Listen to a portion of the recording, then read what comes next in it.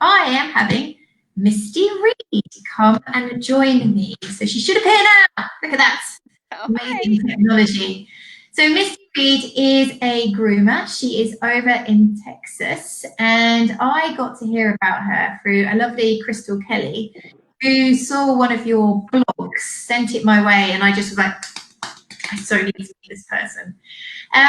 So just so you can fully get what this is about, I have had personal experience where grooming has the ability to stabilize a chronic pain client. And I've had a number of cases where I've had pretty okay pain control. And then I see them and it's turned into a disaster. And I trace back, do my detective work. What has changed? What has happened in the last 3 weeks, 4 weeks? And they've been to visit a groomer, and that experience has been enough to really upset the apple cart. So for me, from my perspective, the reason that groomers need to be included in arthritis management is because they play a role in pain management. But another thing to think about is they also play a role in detection, awareness for owners, education for owners. So when Misty came into my radar, I was like, right, I need to have her online. So please tell us a bit about yourself, Misty. You know, where are you based? What do you do? I am in College Station, Texas, and I have been a professional groomer for about 22 years now. I'm a nationally certified master groomer, and that just means taking a lot of tests and becoming certified with a national organization. I also train a lot of groomers. I've trained a couple dozen that are successful in their careers now. And beyond that, I have a really big interest in behavior and participate in sports with my dogs. They do agility, dock diving, scent work, a little bit of everything, as well as conformation. So just kind of all around interest in kind of everything pets and keep busy, do this 5 days a week, and then on the weekends usually at trainings or dog sports or something like that. So I have a good access with having the university here in town and the vet school here in town to learning all kinds of new things, both from clients and associates who are practicing veterinarians, and then behaviorists as well, learning all kinds of just interesting tidbits, and it just sort of snowballs until well, that's what together. We were talking just before we went live, and we did say, oh, I hope there's no background noise, but hey, big this is super live. We can't help it. But I didn't realize that you were so close to the vet school, and I was just like, wow. And you have a lot of the professors bringing their dogs in, so you get to go to lectures every now and then and learn. And we've been able to go to some behavior lectures, and I have several clients who are on staff at the vet school or who are certified behaviorists, some trainers and everything. So I have a pretty, if I have any questions, I can message any one of them, and they're very available to help me troubleshoot and problem solve. And I have a few very special needs clients that they've helped me out with that have some major issues. So having those resources has really been very beneficial to me and my clientele. Yeah. So as a vet, my journey with arthritis started about 5 years ago, and I did not think like I do now. I'm so aware that everybody that is involved in that dog's life has a role to play in identifying the disease early, get the foundations in place and managing that dog's condition for the long term. I recently had a dog groomer at one of the AGMs that I did come up to me and say, oh my God, Cam, please help us. We regularly see dogs that we know are carrying pain. We know that there is a problem, and we're trying to get that information via the owner to the vet, get something done about it. So I'm hoping that this Facebook Live is going to give you lots of gems, guys. If you've got any questions, please put them down the side. What we decided to do was start off with my case study. I'm a vet. I've been controlling this dog's pain for quite a while, and I see it in a really destabilized state, and I trace back and I find it's been to the groomers. And let's say that this is a big rough collie, you know, so we've got a hell of a coat to be dealing with. What kind of things would be going through your mind as a groomer? This is the first time you've seen this client. You watch the dog walk in. What do you do? What's your process? Because the reason I chose you to be live with is that you think so proactively and so empathetically and so kind. What they've parked in the car park and they're coming to see you for the first time? Generally, I start with basic questions. Has the dog been groomed before? How frequently are they groomed? And then just looking at the dog, watching them walk, watching them move. The ones that are in a lot of pain usually come in and just lay right down on the floor. We look at coat condition. If the dog is carrying a ton of coat and it's pretty obvious that it's not done regularly, we talk about what is more comfortable for the dog. You kind of have to throw all of the preconceived things you have in your mind out your head and start fresh. Just because a big rough coat collie is supposed to carry all this hair doesn't mean it has to. The dogs that have a really hard time, example, going to the bathroom. They're getting it all over their back end because they can't get their back feet under them when they go to the bathroom. Sometimes you need to trim those feathers shorter, keep them cleaner. The dogs that have to eat out of elevated food bowls because of a neck issue.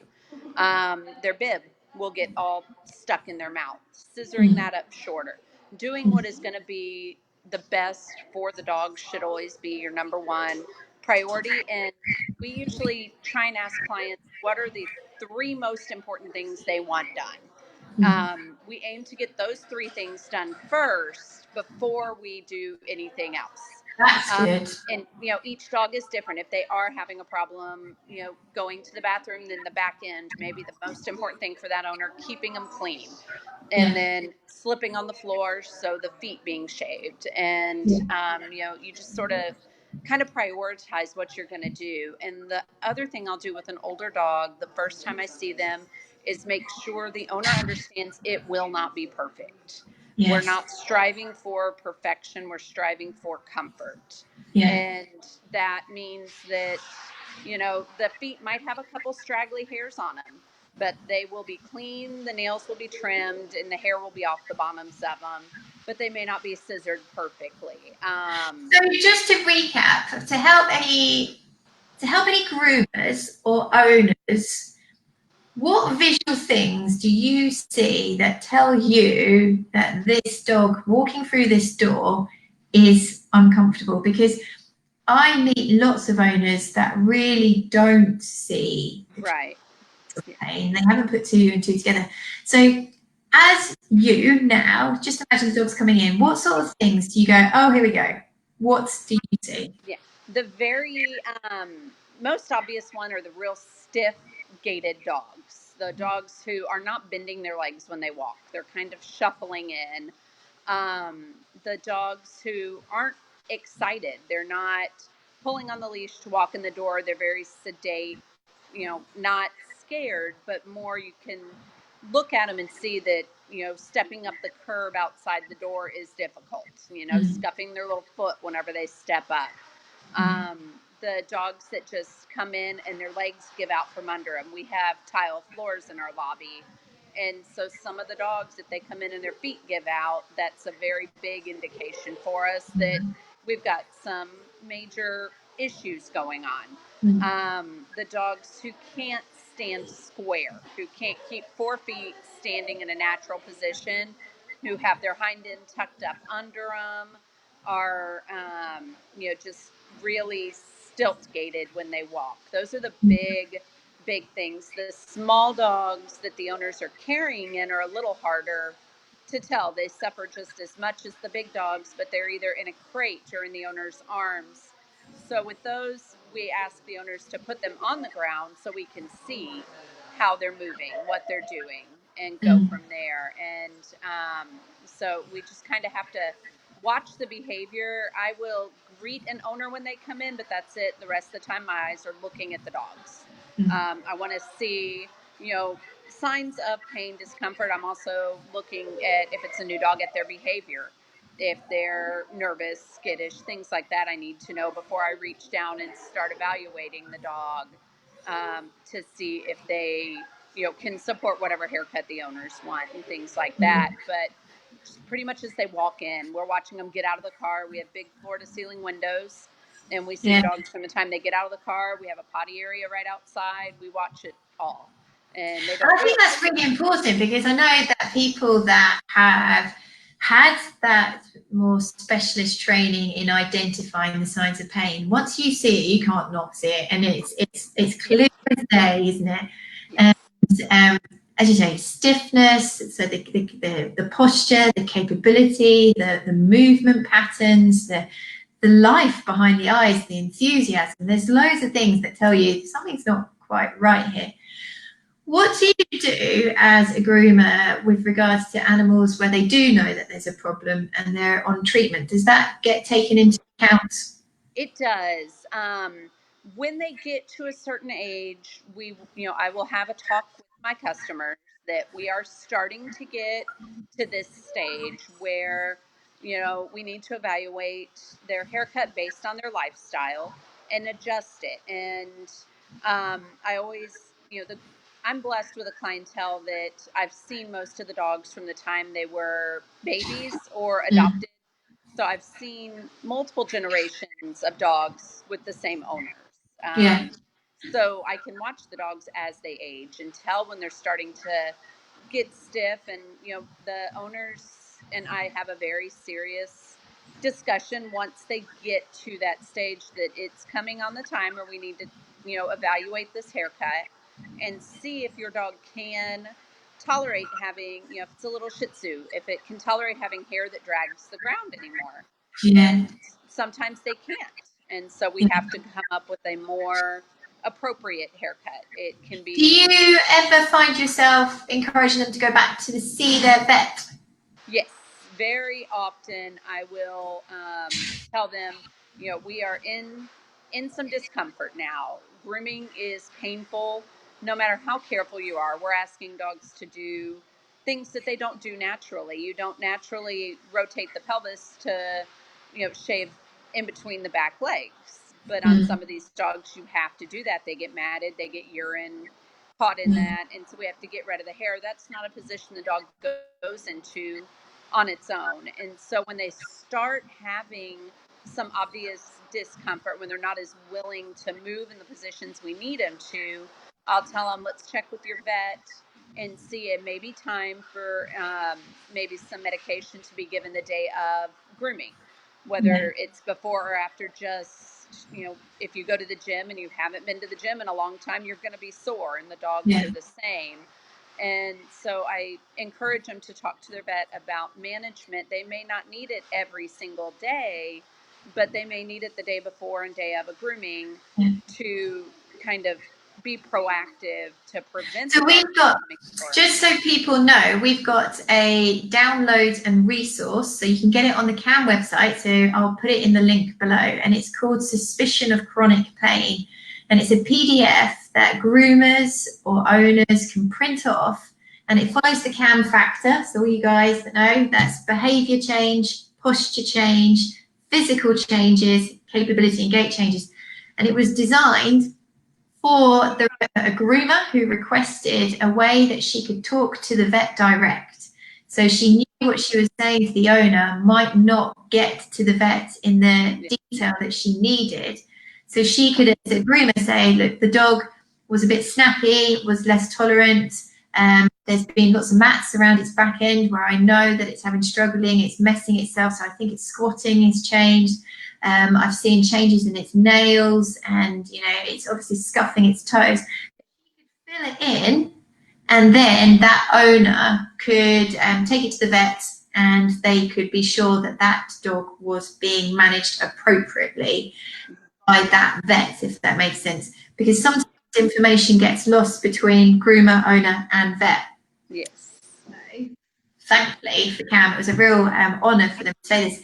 They said that Cam and the logo gives quite a lot of weight to that information, so that vet's going to say, "Oh, I see," rather than it just being a fly-by comment by a groomer. So I'll put that as a link.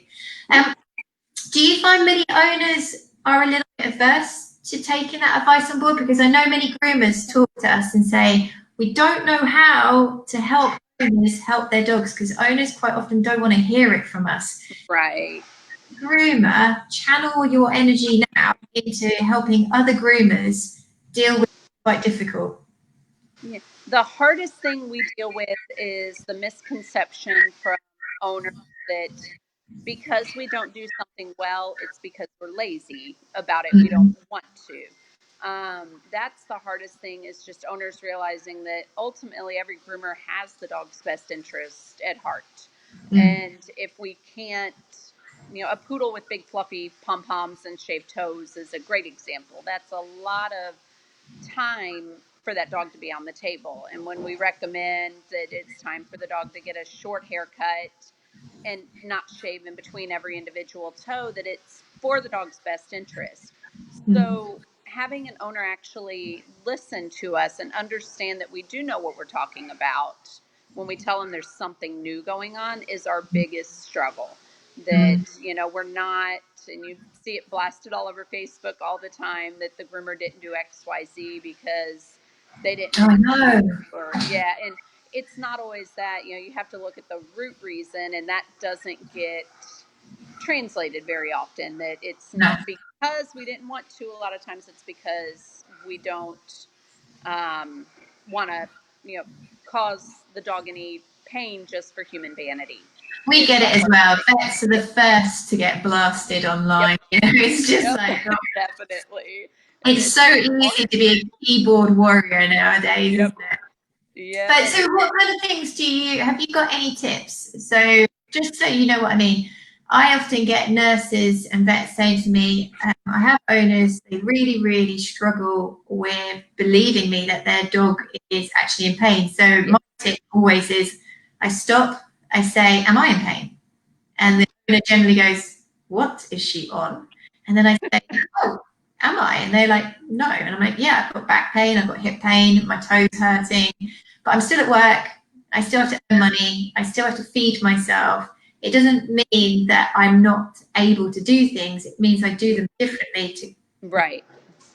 Is there any tips that you could help other groomers with things that you've used again and again that tend to work quite well?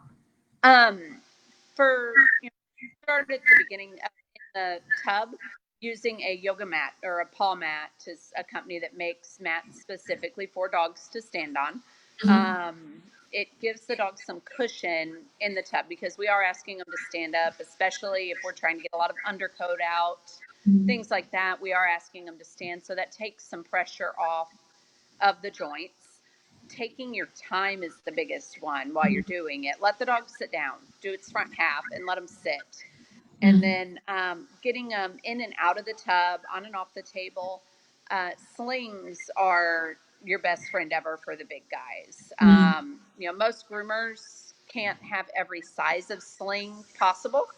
So using a towel rolled up and put it underneath the dog's stomach, right in front of the back legs, and you can pick up that hind end and help the dog walk across the slippery floor. Help them, not jump out of the tub and land with all their weight. Help them get in the tub, because some of these dogs are 100 plus pounds. They are heavy. So using a sling to help the dog go up a ramp into the tub, things like that, is always going to help. But what about with just rewinding a little bit, what about with communication with the owner? So my challenge always is the owner trying to get them to see that there's a problem. Do you have any kind of communication tools that you go, that works? So with the technology that we have nowadays, I will video if I'm doing something that the dog is obviously in discomfort, to show to the owner, and send them the video and say, you see how he's pulling on this, how he's wobbly whenever I pick up a leg. You see the muscles trembling. You see, Ooh. stuff like that. And that has made it so much easier to communicate with owners because they're not here while I'm grooming the majority of the time, but they can see that, yeah, both the back legs are trembling because the dog can't stand up for very long. Or, if a dog is standing on the table and they're constantly shifting their weight, I'll video that and show the owner that you see how we're moving our feet all the time. That's because we're not comfortable. And I'll, show them an example of a dog that's totally comfortable on the table and how they just stand there stationary. And, I think that's really good. Yeah. And that falls really nicely overlapped with veterinary work. So this is why just having these Facebook Lives with dog trainers, dog groomers, and other paraprofessionals overlapped massively into my world, and we would team up really well because you are doing client-specific outcome measures. You're teaching that owner observation skills that they can use moving forward. So the trembles, the ability to stand for a period of time, the weight shifting from side to side, they're indicators that if we get better pain control, if we start improving the physical nature, then those indicators will diminish. So that applies to whether you're using medications, physiotherapy, laser therapy, supplements, all of this, no benefit. We have to know whether it's working. So good on you. You really are doing a lot of groundwork for me. That's fab. So now, having kind of given that big tool to groomers that are struggling to show their owners, and I've given them the big tool of the PDF that I'm going to put down the link for you. Let's move on to comfort grooming. And this is where the blog that I met you through, which we're going to link again so you can read it too. I read it and I just felt relief. I felt so grateful that other people cared so much about the comfort. Now, in my advert for you, I wrote about my mum. When I was a kid, I had long hair, and I can remember she used to put the hairbrush at the top and pull it all the way down. And I used to hate going to swimming on a Saturday because I'd have my hair wet and it'd be chlorine and it'd be in a swimming hat, and then the hairbrush from hell would come, start at the top and end down by my bottom, and I'd be like, so I kind of know how sensitive your scalp can be. Yeah. And seeing dogs having to go through a very arduous grooming session, I'm so grateful that you want to talk about comfort groom. So tell people what does that mean? Yeah. So the big thing to remember is it doesn't really matter how old the dog is. Their comfort needs to be the number one priority. Humanity over vanity is a big thing. And that is amongst groomers is be humane over being vain. The dog doesn't care what it looks like. If something hurts it, don't do it, and the examples I used in that blog are all actual clients of mine. One was a little Shih Tzu named Ari, and groomed him from, technically before he was born, because I groomed his mom when she was pregnant with him. And, his whole life, he's come to me twice a month, kept him in full drag the ground Shih Tzu, look until he hit about 10. And then he started snapping about being brushed out. His owners kept him up really well, but he got to the point without even any tangles, he would get snappy. Just being brushed was painful. So we started clipping him down to about an inch long, and now he stays that length. We don't have to drag a brush over him very much. It's just a little bit, and he's much happier. And that's a huge thing for him is if he's not enjoying it, why are we doing it? If he Are there any breeds that people like me, us vets, who really don't know anything about coats and breeds and stuff, that you really shouldn't do, and they do need to go through an arduous task for other health-related reasons? So I'm pretty stupid here, so help me, but are there breeds where there is no alternative? They, the double coated breeds are the big ones that come to mind. Your collies, your Shelties, your Australian Shepherds, those guys, if they are shaved short, they can end up with clipper alopecia, which is where the hair does not grow back, Right. or just the dark guard coat grows back and not the undercoat. That is a big risk with those breeds. And generally, we will try and do as much work as we possibly can in the tub with the blow dryer. Instead of pulling all that hair out, we're using that dryer to blow it out. And that cuts down on a lot of the brushing. Those guys, though, once they get to a certain age, sometimes, I've had a big Great Pyrenees who stopped shedding. The hair would not come out no matter what. And so we ended up, after talking to his vet, who's a client of mine, we ended up clipping him down because he was not shedding. We're in Texas, so the summertime was hard on him. He was overheating, and there was no other alternative for him. So we weighed the benefits and the risks and decided shaving him was in his best interest. But, you know, if you get them done regularly, and the big thing that a lot of owners don't do is they want to put off the grooming. They think, the dog is old, the dog can't stand very long, so let's not do it very often, which is not the best interest of the dog, because then you're pushing, what should be, done monthly. You're doing 6 months worth of work in one session, which is too much on the dog. So the older they get, the more often they really do need to come in. You need to do the reverse all at once. And also, when they walk, their toenails, when they start shifting their weight back, their nails grow longer. So keeping the nails short to keep that proper foot shape to where their toes don't splay out. Keeping the hair short on the bottoms of the feet. If you're done once every 6 months, that grows back. And we need to keep that hair short to keep the dogs from slipping. So the more often you get them done, the better at that stage, especially with those dogs where you don't want to cut all the hair off.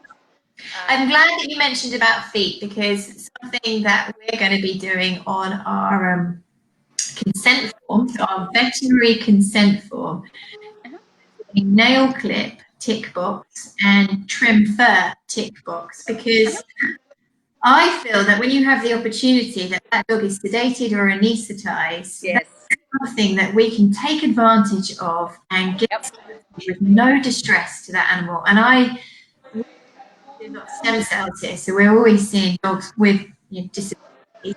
And whilst they're under sedation, get in there, trim, clip, do that. Get it all done. Again, is there any breed where we have to be concerned about trimming the fur back between the feet? Because I know a lot of people are in fear of ingrown hairs and stuff. I tend to just take it quite. Not really. We shave the feet on every single breed. Some of your dogs, when they get older, is the first time you have to do it. Labradors are one. For some reason, the hair on their feet grows when they get older. Yeah. But none of the breeds, your show Cavaliers are the only breed that you don't touch the feet on. But but whenever they're older, they're not showing. So even the people who breed them and show them modify what they do. Yeah. So getting rid of that hair, sorry, it got really noisy in here. Getting rid of that hair is a big benefit. I think another big benefit of getting rid of the hair, obviously it's less of a slip hazard, etc., is you can actually see the nails, and it's quite scary the amount of people that don't realise how abnormally long their dog's nails have become. Yes. It's almost like the fur stops them hearing the tap tap. Yep. I see these nails now as they're going, ah! Yeah. That's feet and hair. And so we've talked a bit about breeds that you couldn't do the comfort grooming. What kind of other areas of the dog do you go, well, while I'm here, I'm going to do this? So we've talked about feet, about bottom trimming around there. Do you kind of, instead of grooming into the armpits and the groin, you more likely to clip and just get it over and done with quickly? Yeah, that's what I usually do on actually all my clients is, armpits, you can't see them, so why keep the hair? All it does is get matted. So shaving that area. Faces are a very important one on the older dogs. if they've had a lot of dental work done and their tongue's hanging out and they have all this hair around their face, you Yeah. need to keep that beard short. Or if Yeah. they, a lot of older dogs owners feed them canned medication or canned food, so Yeah. those beards get disgusting. So keeping those faces, nice and tidy and trimmed up, and then your dogs that grow all the hair on top of their heads, keeping their eyes trimmed. Yes. You think about the medication. A lot of, I'm looking at 4 senior Shih Tzus right now, and 3 of them are on daily eye medications. So keeping that hair short so that the owner can actually medicate the dog, Yeah. and get the medication in their eyes without all the hair in the way. That's a big area on a lot of these smaller breeds, Yeah. and the popularity of the doodles around here, the golden doodles and the labradoodles. That's another one where the faces, as these dogs age, are going to have to be dealt with. Yeah. Yeah. You know, the you know just like humans, their skin gets thinner as they age. So, if their ears are getting tangled, just simply brushing the ear can cause that ear to tear. So Yeah. sometimes trimming the ears short is Yeah. what the dogs need. These little toy poodles, the Shih Tzus, the Yorkies, those kind of dogs keep that hair trimmed up, short, easy to maintain. And usually, if I have a senior dog that's having a really good day, they will get a lot more hair taken off all over, because next month they may not be having a good day and I might not be able to trim that beard. So, So do it what you can. with Holly, who was a border collie, and she was the kind of trigger for Cam.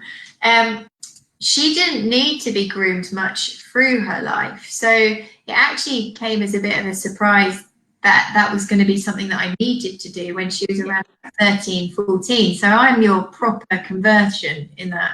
I was like, oh my God, I need to do stuff. Are you okay? Yeah. Yeah. Yeah. So the lady that groomed her, Kim Sawyer, I love you, Kim, you're amazing. She was really good with the elderly dogs. And what she used to do is get her friend to come and hold them and cradle them so good access, difficult to reach points, because she knew that they had less ability to stand for as long. That's quite difficult for groomers that are maybe self-employed, who are working on their own. They've got quite tight time frames. Do you find, now putting your business hat on, so we're talking to the groomers still, do you find that owners are receptive to doing the treatments and coming back for 2 sessions for maybe the same price? Or is there a way that we can do humanity before vanity, the time that's invested in each dog, make it still price satisfactory but not profit loss for you? Is there?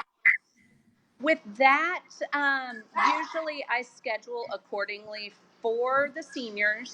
But I also, when I have that discussion with my clients as they're aging, I warn them that sometimes it will be a 2-session job, Right. that we can't do it all at once.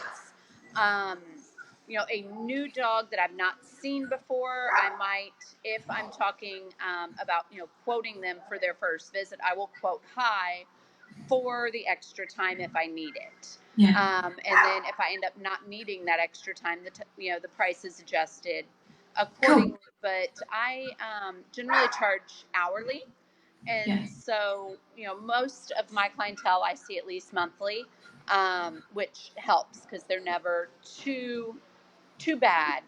Yeah. But if the dog is going to take me more time, I will charge a little extra.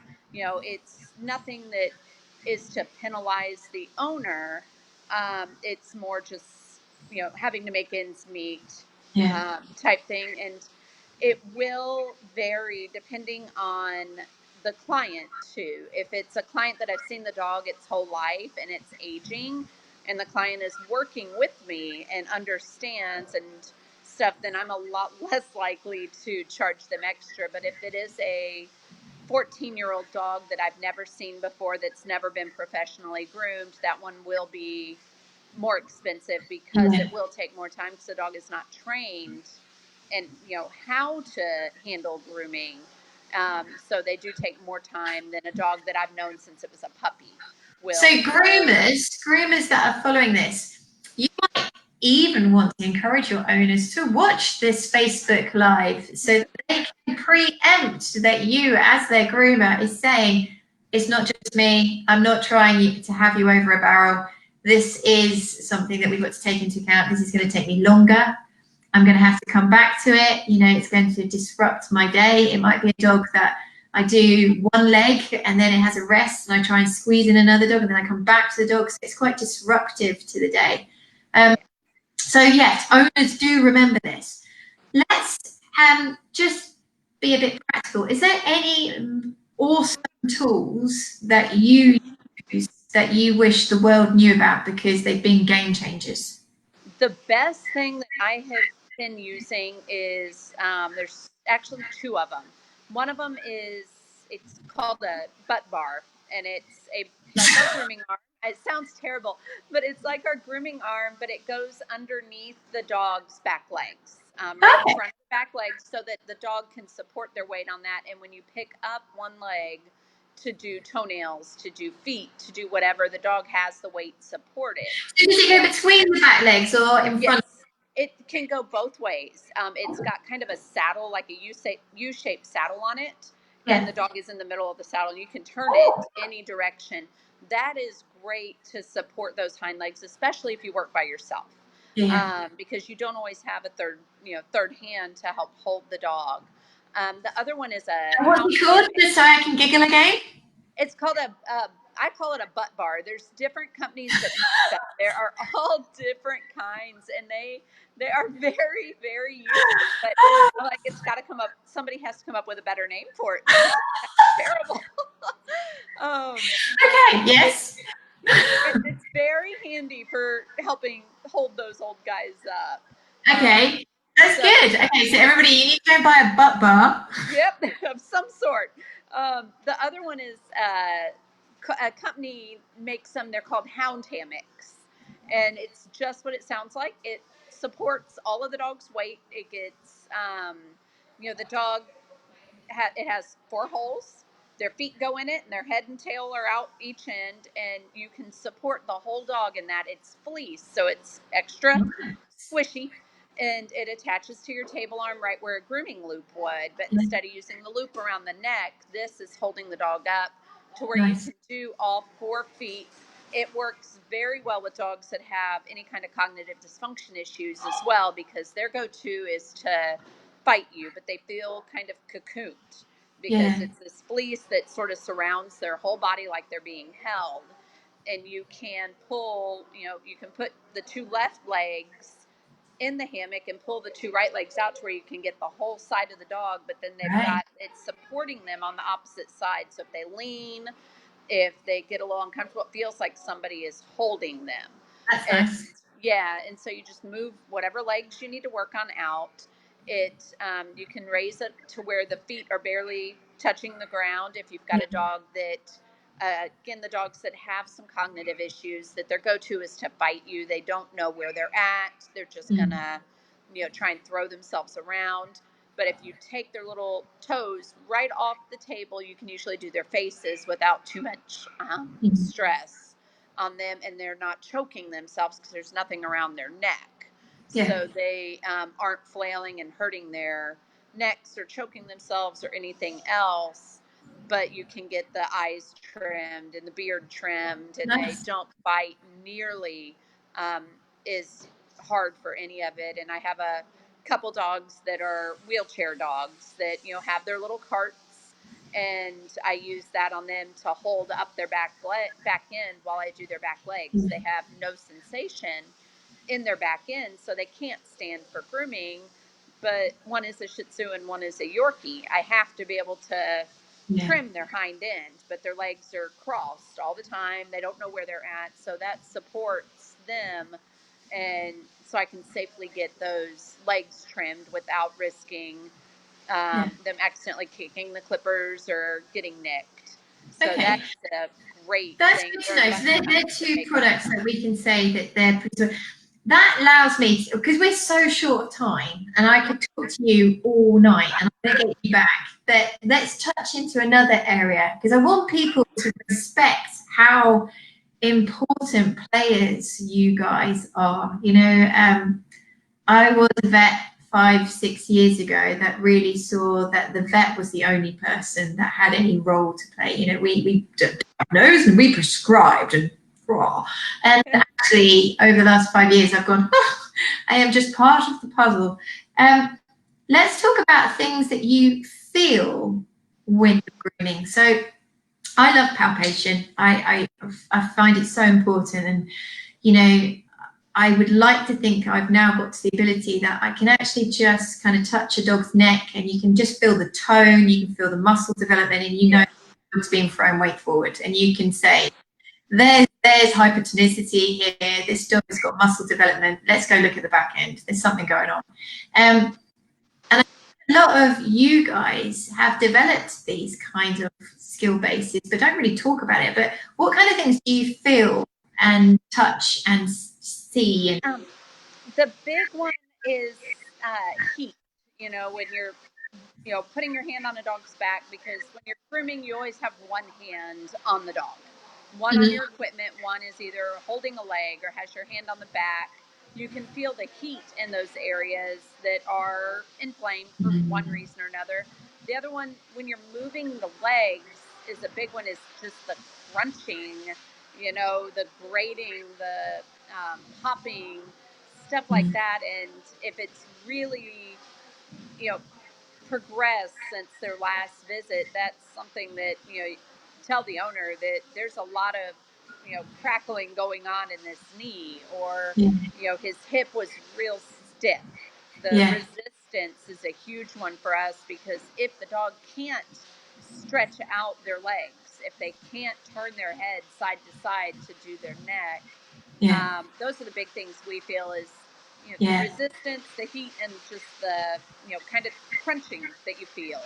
And I think from my perspective, the more aware of it you are, you just, there's so many ways that we can pick up this disease. So a case that I had just yesterday, the dog walked in, I was talking to the owner, and when it chose to lay down, it laid down with its forelimbs stretched out in front of it. So instead of its elbows being tucked under its chest, ready to spring to action, it actually laid with them extended out front. And when you go, you don't like bending your elbows, do you? And when the dog then stood, all you needed to do was just supporting its weight, have a little squeeze of the toe, and instead of it pulling its arm back and flexing through its elbow, shoulder, and bringing the neck back, it swung round because it still didn't want to flex through its elbow. You start picking up stuff really quite easily, quite quickly. Other things that I would love groomers to pick up on is the muscle fasciculations and the trembles. I think that for me is a pretty big giveaway that something's not working right. It might be arthritic pain, but something ain't working right. Activity and like hyperesthesia, where what was really tolerated in one area, you then groom it the next time, and that is a no-go zone. That is a no-go zone. That's something else that I would want to flag up to me. I think muscle mass loss, you know, yes, the finer details, but we can all feel butt muscle. We'll feel, you shouldn't feel the femur, guys. The femur should not be exposed. If you run your hands over those back legs, you go, oh, there's a bone. That's muscle mass loss. So we can pick up that. I think other things, I want people to be more aware about lumbosacral disease, because that's what the precious Holly had, and there was very little being said about it. And it's not until you have a dog with it do you realise how horrendous it is. And they very often present with an arch to their back. Their pelvis goes more like this. They get an arch to their back legs start coming underneath them, their tails clamp or quite vertical. There's loads of stuff that you guys see. Please, yes, that I put down, write it down, because from my mind, that dog is saying to every single one of us, I've got pain, are you going to help me? And when you hear it like that, it kind of breaks your heart. So be it a dog trainer, a behaviourist, a groomer, a dog walker, whoever you are, that dog every day is going, I'm pain, are you going to help me? And you can help me by observing these changes. Tell the owner who isn't educated for the vet. So yeah, sorry, I'll get off my soapbox. So important. That's something that groomers have to do is, don't be shy to tell the owners. That's your job. You have your hands on every square inch of the dog. You notice what is going on before they do.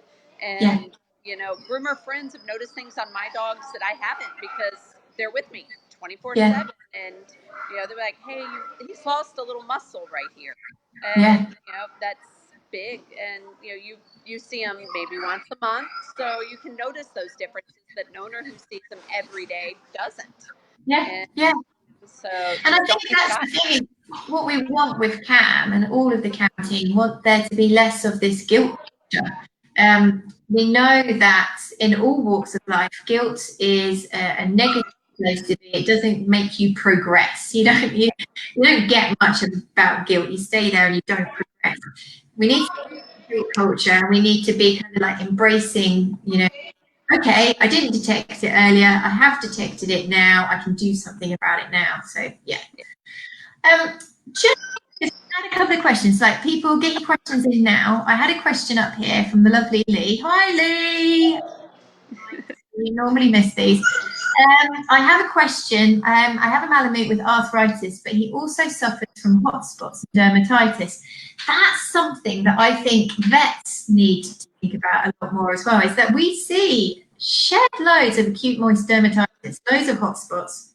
For all of you followers that don't know what I'm talking about, a hot spot is derived from when there is superficial skin trauma and the hair is lost, they get an ulcerated skin surface, it's abrasion, and it's self-induced. So hot spots are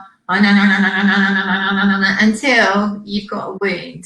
And there's lots of reasons you can get hot spots, but one that's often overlooked is pain, throbbing, pins and needles, stabby pain, referred pain, myofascial pain. There's a lot of things that make you go, oh, I need to do something about it. So, Lee, I would worry that some of the hotspots and dermatitis might be linked to underlying discomfort, and it can be further from the area. So I've seen dogs that have got hip arthritis, but they're actually chewing down their leg because they've obviously got pins and needles and stuff like that. Any further advice that you can give that with regards to Malibu? The big thing we see is we'll see saliva staining on areas where the dogs have been licking. My own senior poodle it's his hips, and he will chew right on top of his hips. He's got dark spots there all the time from chewing. His acupuncturist targets that area every time she sees him. We've got him on a couple meds, and that's the big thing. From there, let me step outside here. Sorry. Oh. It's okay. We're nearly there. We're nearly done. You were doing so well. Let me step out here. This will make it a little quieter. What's this place that you're at? Because you're in a super center, aren't you? Yeah, we have a shopping center. We've got 7 tubs, but we're available for self-service dog washes. So people can bring their own dogs in and wash them, which that's the hard time to predict what's going to be coming in as far as they go during the day. But we had a pack of dachshunds come in for baths. So, but back to on track, the saliva staining is a big one, and we see it on feet a lot. They'll be chewing, usually if it's the bottom of the feet, we can say allergies, but they'll be chewing on the tops of their toes, which generally we know that there's some discomfort there. There'll be the hips and the back end around near their tail. They'll chew at too whenever they've got some discomfort going on in their hind legs. You can usually tell that those dogs aren't comfortable when you go to move their legs either. It's comfortable there. And so, we always try to tell customers, it's obvious we've been chewing here. You might need to talk to your vet and see if they can find a reason for it. Yeah. And definitely, here we go, Hannah on a soapbox again. It kind of breaks my heart when you hear people say, oh, he's always done that, or almost reprimanded, and that was touching your feet, and you're like, I'm doing it for a reason. Yeah. It's really bad if I start chewing my hand. Things aren't very well. So, yeah, let's change this mindset that, oh, you know, he's always done that, or tell him off and he won't do it anymore. Why is he doing it? That's really important to us. Thank you so much. Like, so is there anything that you want to add? Because you are coming back, because you're extraordinarily approachable, and I'm sure we're going to generate loads of questions. One of the things Cam has thought about doing, and you can let us know, is we wanted to create a course for groomers very focused on arthritis, from awareness to identification to key fundamentals that you need to understand so you can instruct your owners. So if people think, oh, that's something that I'd like to get under my belt, then let us know, because you know we see you as big players in managing this disease. Is there anything that you want to add? The biggest thing I think that every groomer that I talk to has the same issue. Just give us the time we need to make your dogs comfortable. The worst thing you can do is rush us through a senior dog or an arthritic dog. That doesn't benefit anybody. No. Your schedule is not the same schedule your dog is on. They need breaks. Respect your groomers that are willing to do that and not try and make your dog stand up for an hour to an hour and a half straight when they're not comfortable for it. So that's just the biggest thing. You know, give us time. It might take all day, but your dog will be more comfortable for it. Yeah. You know, some of them you can do in an hour. Some of them you can't. Every dog's different. Every day is different. Every dog is different. Yes. So, you know, trust us to know what's best for your dog and to have their best interest at heart is the biggest thing that the groomers I know have issues with. There's that misconception that quicker is better, and that's not always the case for every dog. No. So that's pretty much it, though.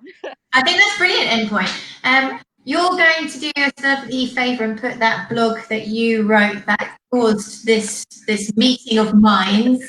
I'm going to put the PDF link for guys so you can go and look at. Please share this, because we don't want owners taking their dogs to groomers and the dogs being put through a situation they don't find comfortable, the groomer feeling like they're trying to do something that they don't want to do for that dog and they'd rather do a comfort groom, and then the owner being unhappy with the groomer by sharing this information, getting this message out there, everybody's a winner. Everybody. Yes, definitely. Cool. Well, thank you so much for being with me, Misty. I'm really grateful. If there are questions, I will throw them back at you, and hopefully we will see each other again in the new year, and we might find something more specific.